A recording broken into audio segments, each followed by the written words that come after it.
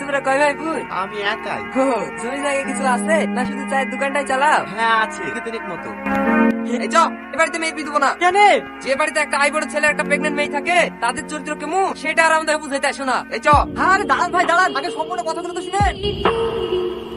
কি ব্যাপার সালমা, তুমি ব্যাগলি কোথায় যাচ্ছ? আমি এই বাড়ি ছেড়ে চলে যাচ্ছি। কেন?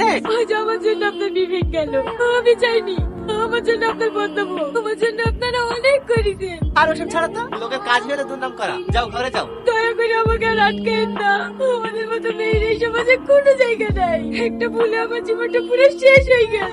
আর যদি এই বাচ্চাটাকে মেরে ফেলতে পারতাম তাহলে সমাজের কাছে একজন ভালো মেয়ে হয়ে বাঁচতে পারতাম। শুধু এই বাচ্চাটাকে পৃথিবীর আলো দেখানোর জন্য আজ আমি সবার কাছে অপরাধী। ভালো থেকে আমার জন্য আপনার সুন্দর জীবনটা নষ্ট করেন না। আসছি। তুমি আমাকে বিয়ে করবে?